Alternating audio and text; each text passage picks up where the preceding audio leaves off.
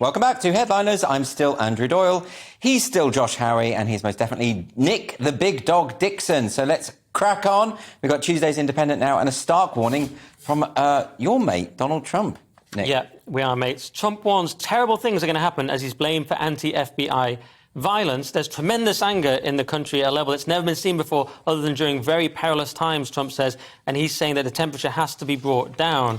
And you see, Trump, so he is trying to bring the temperature down, but he's making a true point that the investigation of Trump and similar things are going to escalate tensions. We've already seen, for example, the arrest of Roger Stone, where they raided his house. They're trying to put Bannon in prison now. We saw Peter Navarro, formerly in the Trump administration, put in shackles, leg shackles, and arrested. And so this is bound to cause problems because the government is abusing its power to threaten its opponents. There's just no other way of looking at it. But how do we, the truth is that the FBI, perception and trust in the FBI is so low. Could there have been, they're talking here about, the allegation that he had classified documents in ours. Would there have been another way to do this? Of course, and he points out the other day, Obama had millions of classified documents.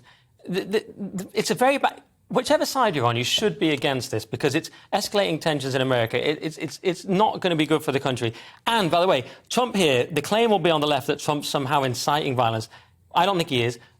We see that the left, whenever there's a problem, they go and burn everything down. Kavanaugh, by the way, Supreme Court, because of the recent decisions with abortion and because of some of the gun control stuff, a guy went to Kavanaugh's house with a gun to kill him. This is in the New York Times. So it's a lefty paper. Yeah. And he was prevented. But ironically, he said one of his problems was that Kavanaugh was going to be too loose on gun control, the guy with a gun who wants to kill Kavanaugh. So remember, there's violence on both sides, but Trump's trying to say, look, don't do this because you'll create chaos. Look, Josh, don't we think that irrespective of where you stand on this issue or where your support base lies or whether you have an affinity for the Republicans or the Democrats, this kind of thing and the way in which it's played out can actually play into, firstly, it can play into Trump's hands, but it also does raise the temperature.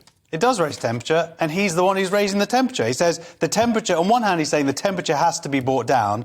On the other hand, he's saying we're not going to stand for another scam.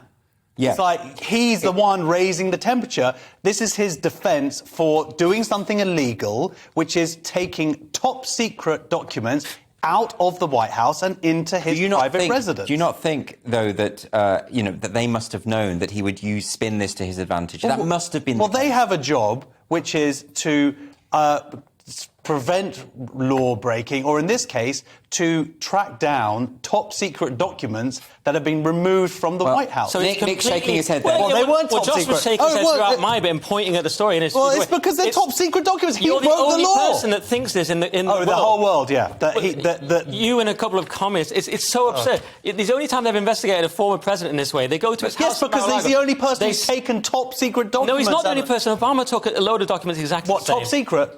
It was exactly the same. He took the same documents with nuclear secrets, right? Trump is suggesting that they've been declassified. That's the well, no, he's saying they've been declassified, but that's his defence now because he's saying his law is that any document that he ever took out of the White House is now declassified. I've got to be allowed to come back. Okay, come on. Yeah, come on. What about the two? You start going about communists? No. What about the two failed impeachments? Total nonsense. What about the Russia hoax? Complete waste of time, waste of taxpayers' money. Another fraud.